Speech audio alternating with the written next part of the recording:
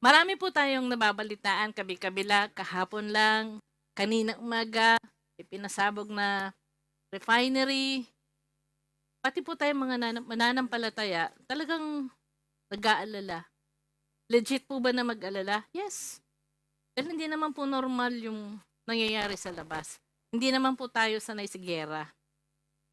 Kasi sa Pilipinas, although may mga ganyan, usually malayo sa mga lugar natin eh. Maliban lang doon sa mga talagang nakatira sa, siguro Mindanao. Sabi ko nga po kanina sa prayer, maaaring hindi natin naiintindihan yung nangyayari sa labas. But we have to remember, everything that is happening has to happen. Because it is written in the Bible. Let us just pray to God to guard our peace. Kaya po, yung ating topic ngayon is very timely. We are still in our series.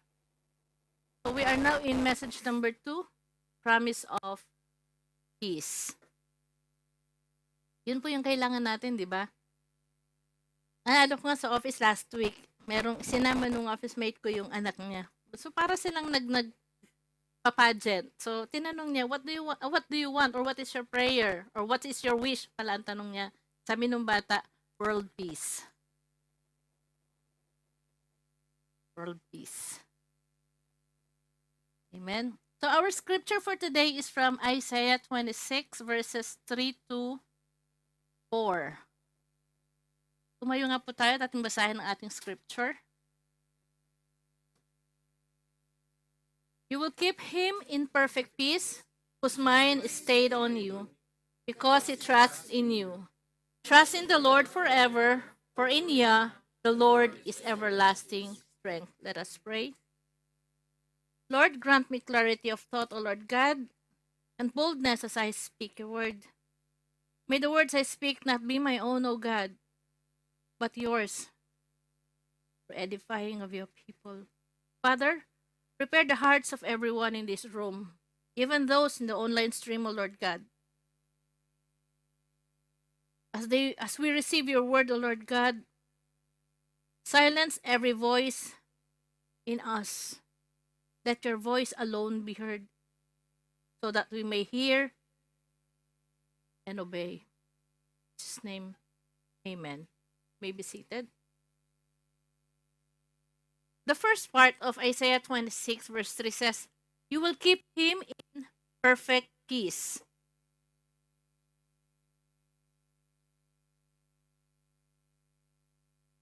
The word keep means to guard, protect, or maintain. The enemy is unable to get in when God's peace protects us. Imagine nyo, si Lord ang guard ng puso natin. So kung siya yung guard ng puso natin, any works of the enemy will not be able to enter in. Okay? Amen? So the phrase perfect peace is literally shalom, shalom. So, yung word po na perfect is not in the original translations. It is actually shalom, shalom, which means in peace, peace. Tandaan po natin, madalas natin naririnig kay Pastor Roy na kapag ang word is inuulit, it means it is important. It is for yung ang tawag doon, pagdidiin. Emphasis. Thank you. It is for emphasis. Diba tayo, it's like putting an exclamation point. Diba tayo pag nagte-text or nagsusulat, pag meron tayong gustong i-emphasize, caps lock, exclamation point, naka-shade pa yan. So, ganun din po yan. Shalom, shalom. Shalom is used 237 times in the Old Testament. It is used as a greeting. So, can I say, shalom everyone? It's also used to say goodbye. Shalom. Ganon. It means peace, harmony, wholeness. Even in the Arabic, di ba sila, assalamualaikum. Peace be with you. So, maganda yung greetings pag ganun di ba? Peace be with you. Hindi mo na, parang it's asking, how are you? Pero, you're not asking anymore. You are declaring, peace be with you. So, next time, wag na how are you? At mo sabihin, peace be with you. Charles Spurgeon said that God does nothing by halves, but everything by doubles. Therefore, peace suggests that God does not just give some peace. He gives us profound and complete peace. 2 Thessalonians 3:16. Now may the Lord of peace himself give you peace always in everywhere.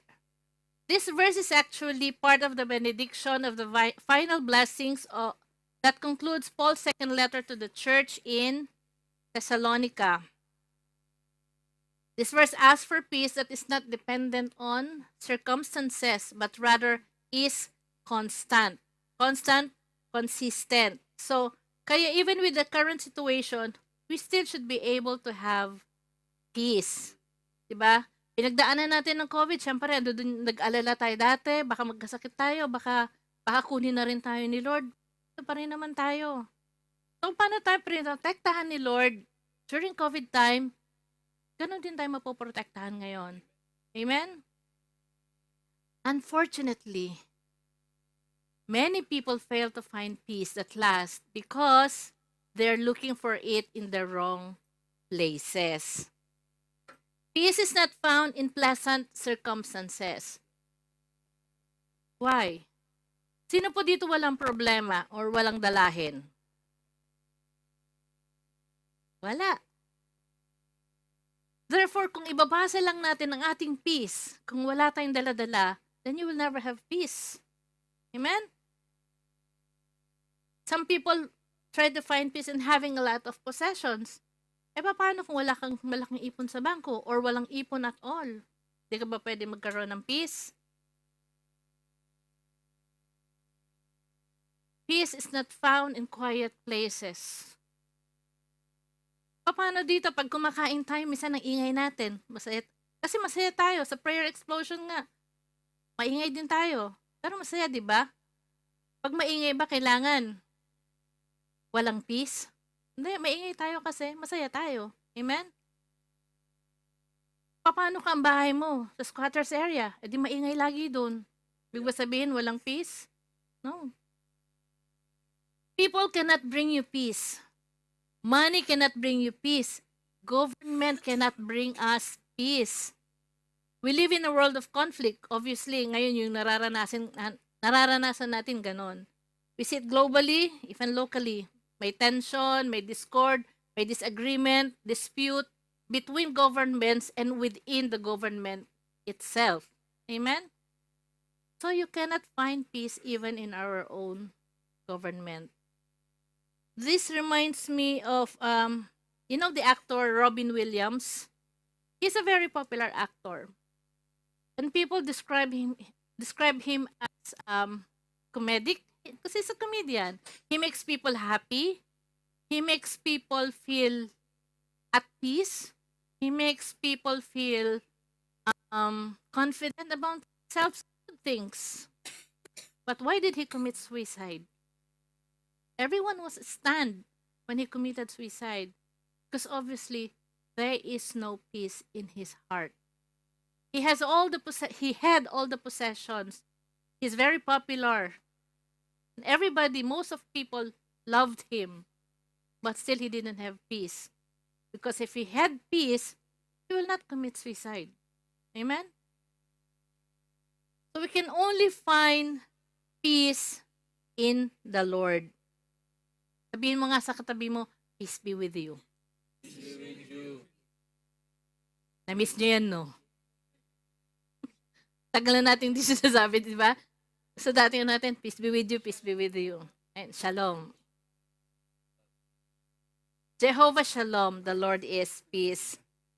So because of Jehovah Shalom, you can have peace on the inside even when the outside is in chaos. Amen? Kahit pakabi-kabila dyan yung nababalitaan natin na pagsabog, we are still able to have peace because it is from the Lord or Jehovah Shalom. This Hebrew name, Jehovah Shalom, appears only once in the Bible in Judges 6:24 where it identifies the Lord not just as the giver of peace, but He Himself is the peace. There are two conditions in Isaiah 26:3. God keeps in perfect peace when we keep our minds mindful. Naglagay ako ng tag dito, animations, pero somehow hindi ko nagagamit. Anyway, God's superlative peace is given to those whose minds are intentionally immersed in God. Intentionally, hindi automatic. So, what does it mean? When worry sets in, because worry is legit, may reason talagang mag-worry because of the situation. Hindi naman natin may kakaila yun. But when worry sets in, we have to intentionally immerse ourselves in God, meaning go back to His Word. Kapag nandiyan yung pag-aalala natin, pag nandiyan yung takot natin, go back to His Word, to His promises. Do not let yourself be overwhelmed with fear, with doubt, with anxiety. Amen? Instead of focusing on our problems, let us focus on God's promises.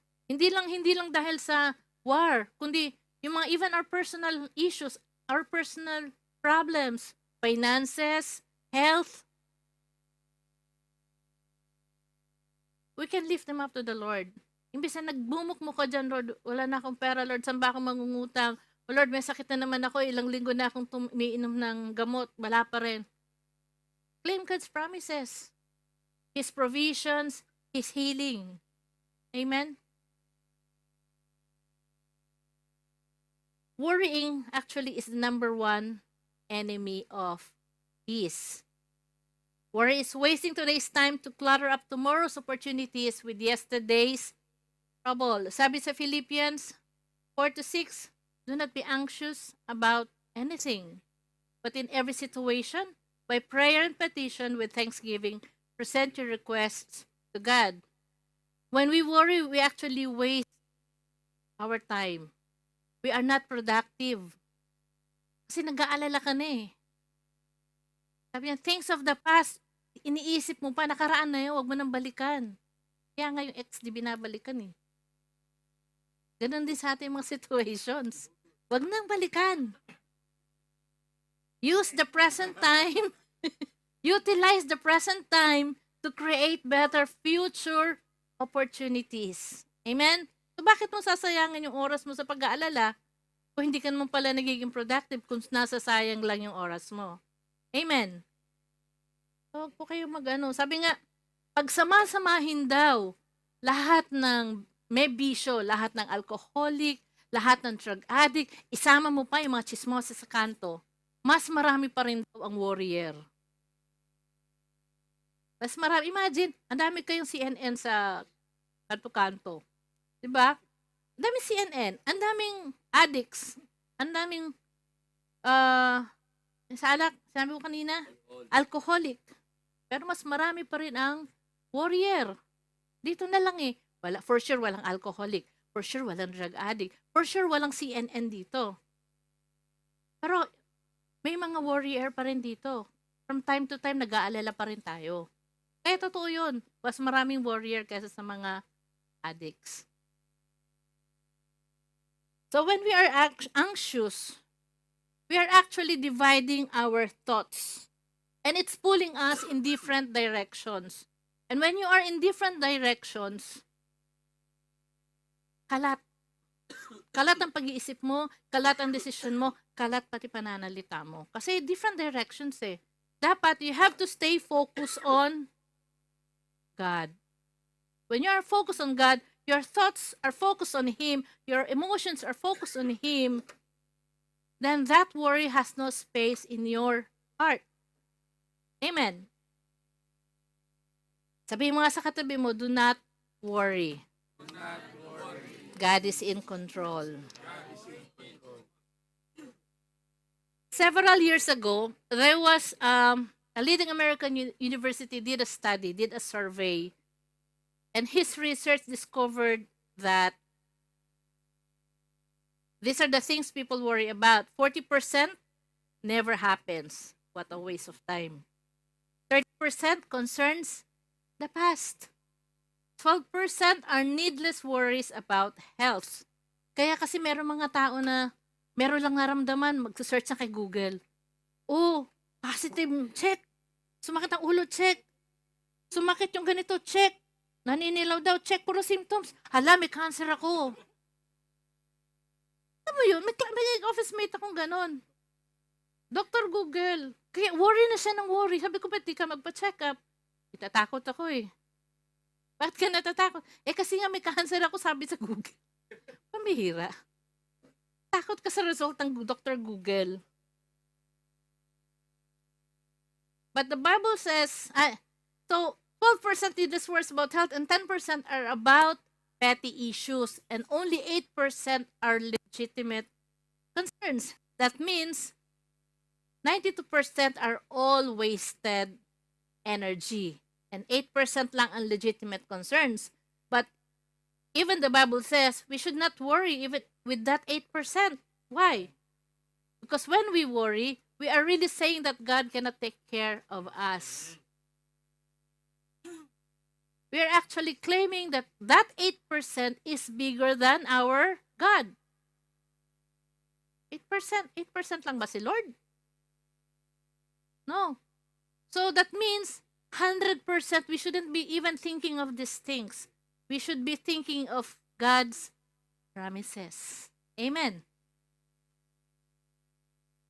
Robert H. Mounds said, worry is practical atheism and an affront to God. Practical atheism. It means a person may intellectually believe in God. He may be a believer. But their actions, being consumed by worry, mirror those of those unbelievers. They believe that they can solve the problems alone, or they are facing the problem alone, which is not true because we have a God. So when we worry, we are like saying, I am alone. I will solve this problem alone because I have no God. That is what worries us to our mind. Practical atheism. And when we say affront to God, affront means an insult. That is an insult to God when we worry because it implies His promises are unreliable. His promises are insufficient and He does not care for us. Totoo po ba yun? Of course not. Again, I will say, legit ba na mag-worry tayo? Yes. Legit ba yung reason ba tayo nag-aalala, natatakot ngayon? Yes. Pero legit din na we have a big God who is in control of everything. Amen? Thank you, Lord. So don't worry mga kapatid. When fear sets in, pag nagsisimula, pag may narinig tayo, natakot tayo, pray. Pray.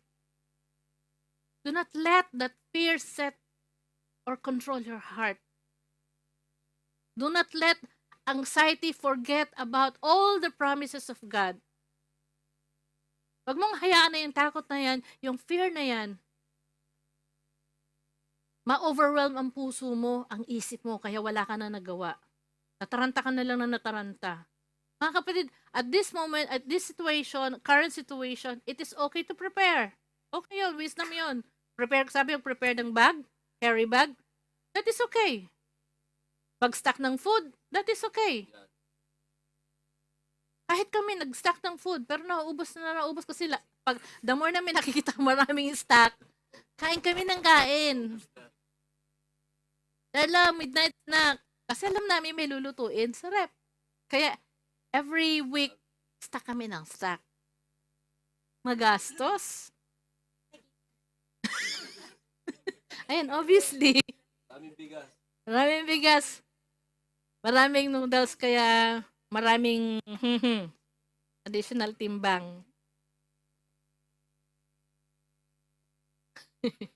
Kaya kapatid, pag natatakot na tayo, pag nag-aalala tayo, let's pray.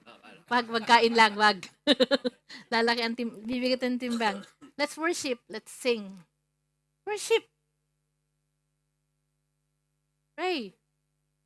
Go back to the promises of God.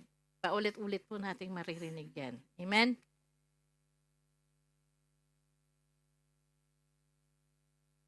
God keep us in perfect peace when we keep our minds mindful. Mindful means, sabi mo kanina, let us focus on the Lord.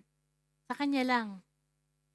Keep on meditating His Word. Keep on meditating His promises. Because if you fill your mind with God's Word, there's no space for anything negative. Pag may narinig ka na ng pagsabog dyan, may nabalitaan ka, nervousing ka na naman. Pero huwag ka magstay doon. Balik ka sa Word of God. Be mindful of His Word.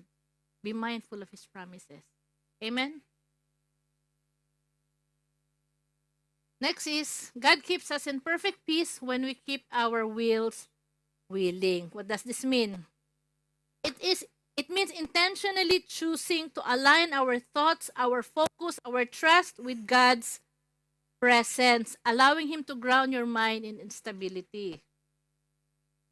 Lagi tayo makipag-usap sa Panginoon. Pag nagdadasal tayo, siya kausap natin ng Panginoon. Lagi tayo makipag-usap sa Kanya. Lord, natakot ako. Lord,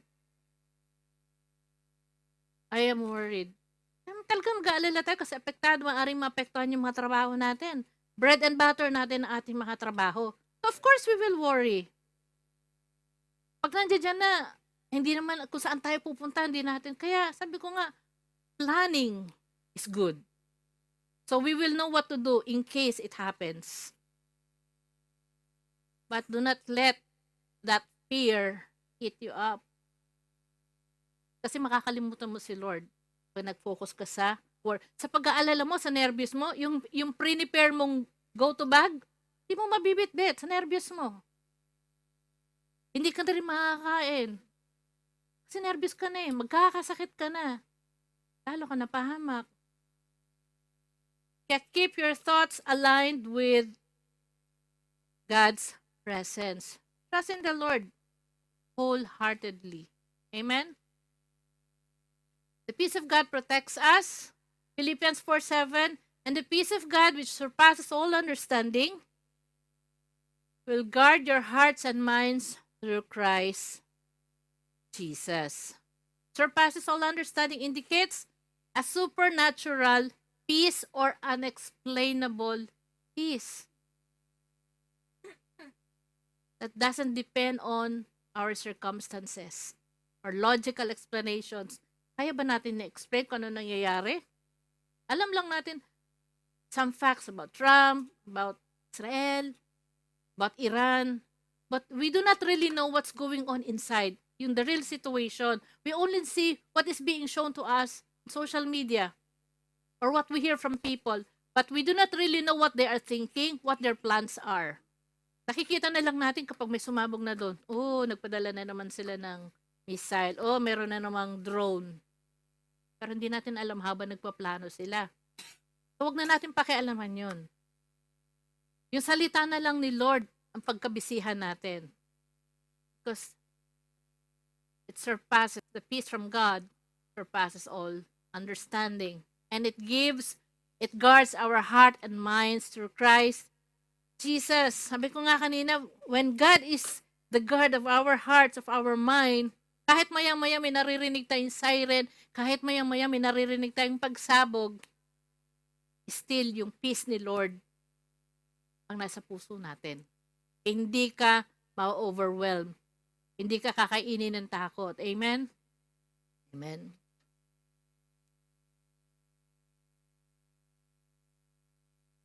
Philippians 4:9, and the God of peace will be with you. Amen. Gusto ba natin yun?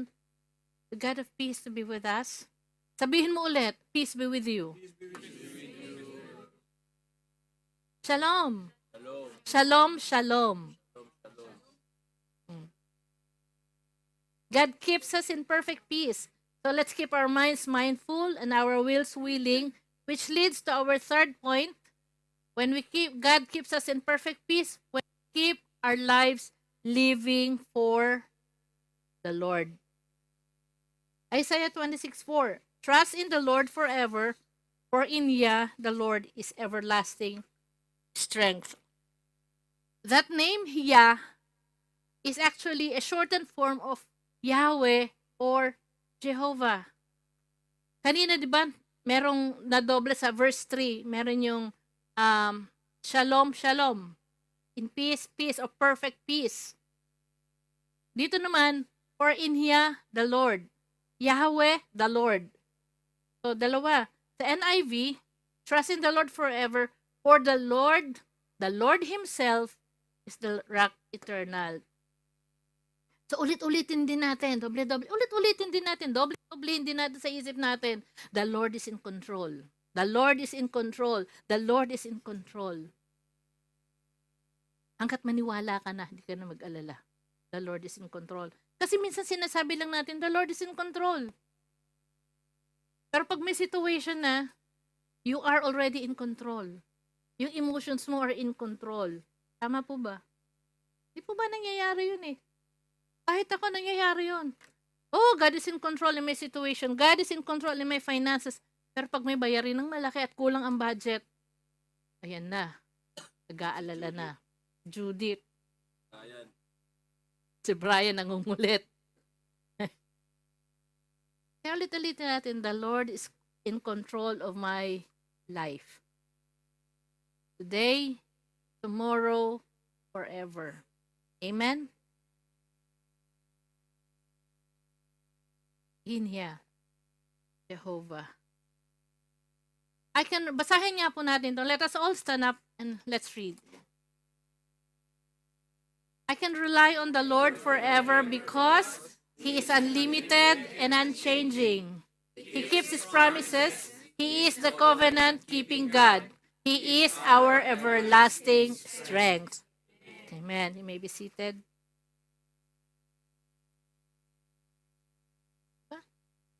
He is unlimited and unchanging. Yung situation natin sa labas, forever changing. Ngayon, peace and quiet. Bukas, may boom. Pero naman.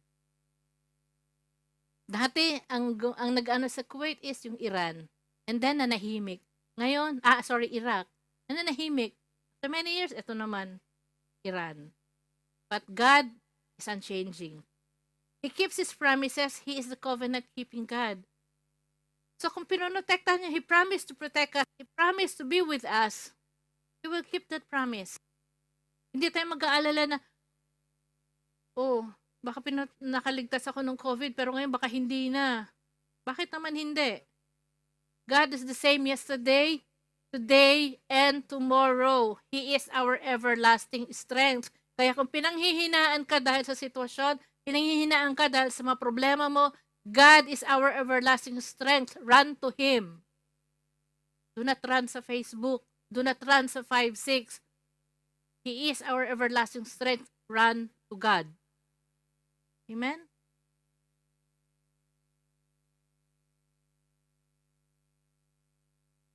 Problems cannot thwart God's purposes because the peace that comes from God is perfect. Problems cannot thwart, cannot stop, cannot hinder. God's sovereignty ensures His purposes are fulfilled regardless of earthly circumstances. So pag sinabi ni Lord na huminto na kayo sa giyera na yan, kahit gusto pa ng Iran, o gusto pa ni Trump, o gusto pa ng Israel na maggera, hihinto yan. Because God is sovereign. His word is sovereign. He is the final authority. Amen. Ganun po dapat. Lagi natin, God is in control. Wala po nangyayari sa paligid natin that He did not allow. He allowed everything to happen. Kaya nangyayari ang nangyayari ngayon. Hindi po gawa ng kaaway. Kahit gustuhin man ng kaaway, kung hindi inalaw ng Panginoon, it is not gonna happen. Amen. So if you're looking for peace today, according to Psalm 34:14, turn from evil and do good. Seek peace and pursue it. Pursue. Follow. Chase. Di ba? Ginagamit din yung pursue namin sa pananliligaw. Pastor Roy is pursuing gay. Parang ganun. Ibig sabihin, Ayan, na nakaraan na yan. Hindi balik yung nakaraan. kumaga, pursue. Diba, sinusundan-sundan mo. Pina-follow up mo. Ganon siya talaga. Na-joke lang. So, ganon din tayo. We pursue. Yung anak ko, yung dalawang anak ko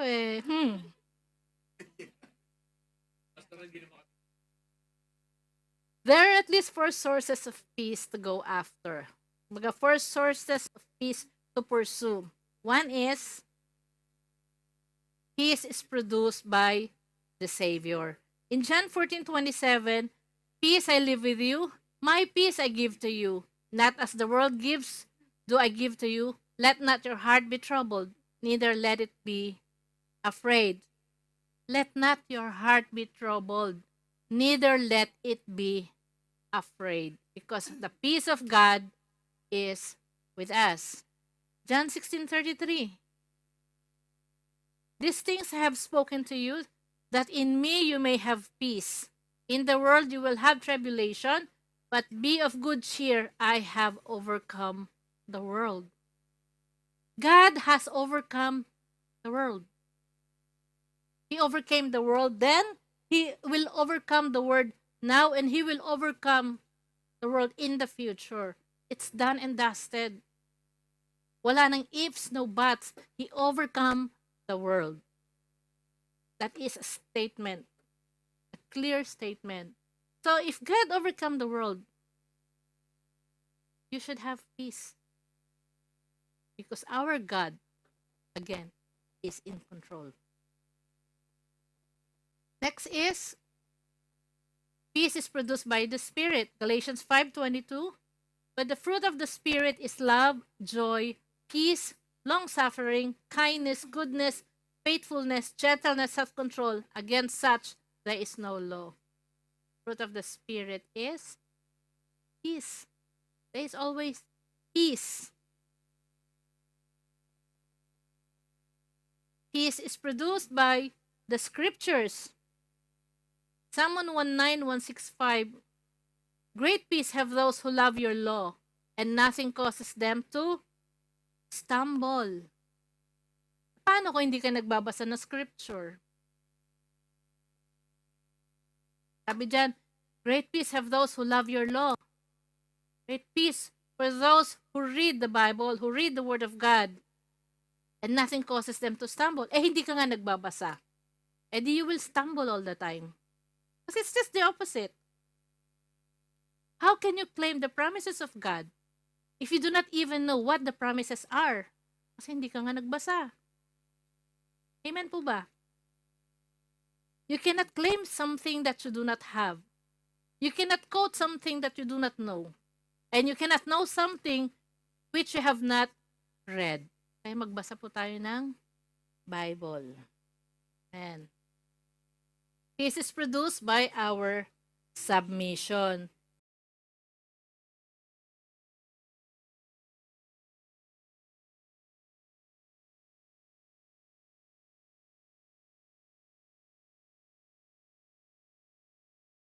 Will grant peace in the land, and you will lie down, and no one will make you afraid. Amen. But how will you follow the decree if you do not know what the decrees are? How will you have peace? Sabi dyan, and you will lie down, and no one will make you afraid. But it is conditional. You have to read, you have to follow. Kasi you cannot follow without knowing it. And like I said, you cannot know without reading it. So you have to read, you have to follow, you have to obey. So you can lie down and no one or nothing can make you afraid. You can sleep at night. Kabi-kabilaman yung pumuputok dyan, you can still sleep soundly. Amen.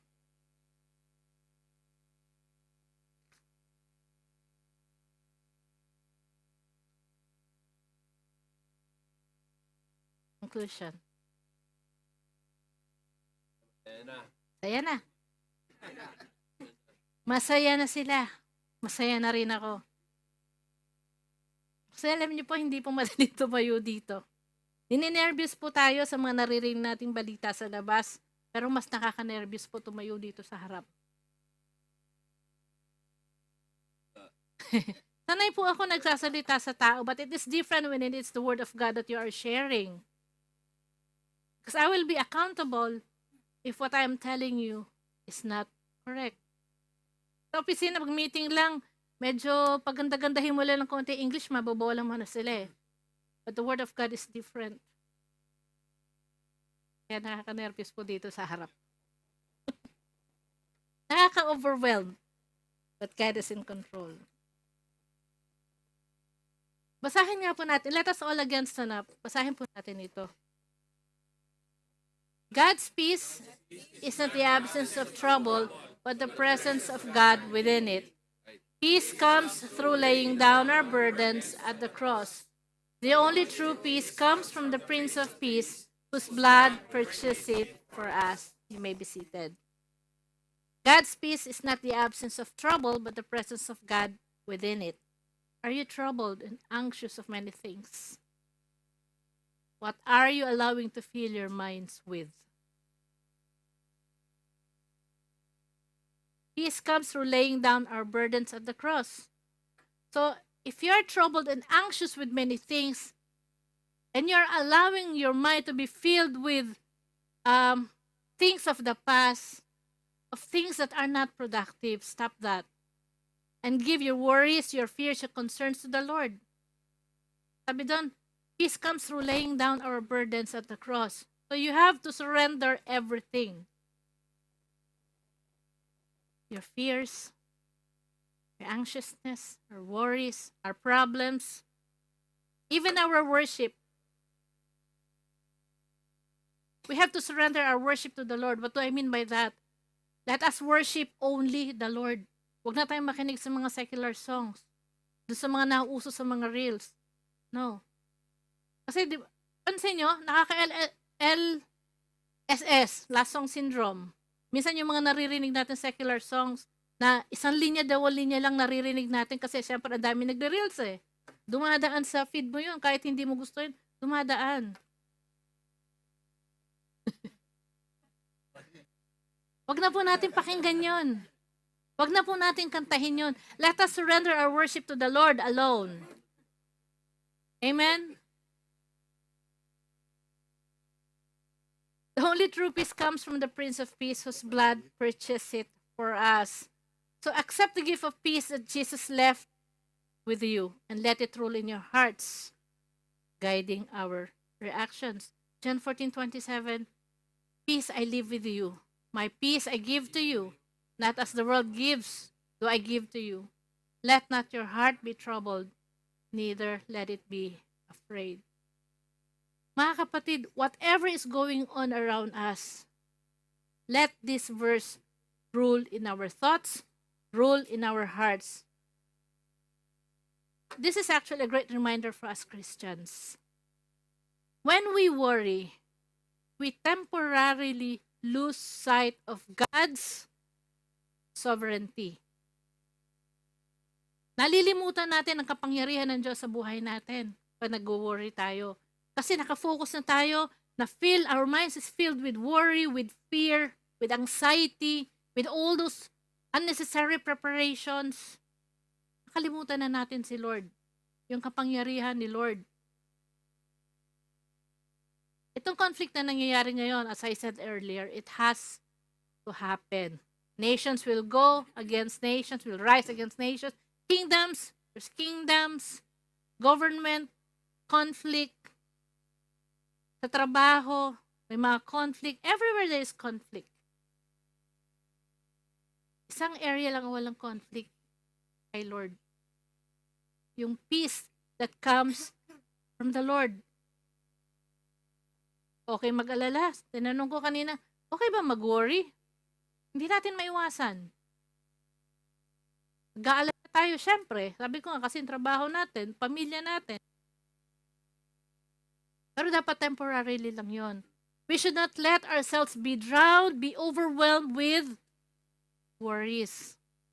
Hayaan mong malunod tayo sa salita ng Diyos. Sa promises ng Panginoon.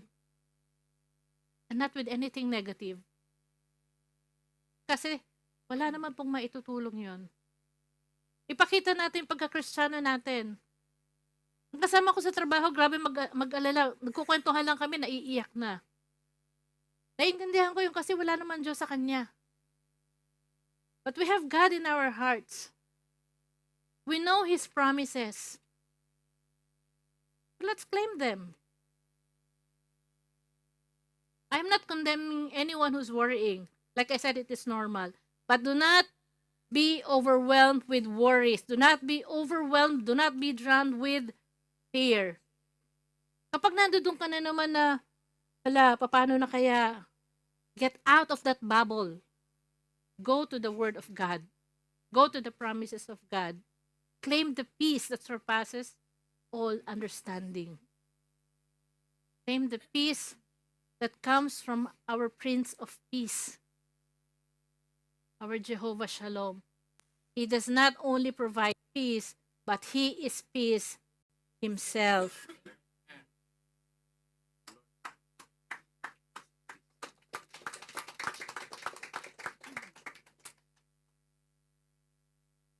Let's continue to pray, continue to worship, go back to His Word, go back to His promises. God will keep us in perfect peace.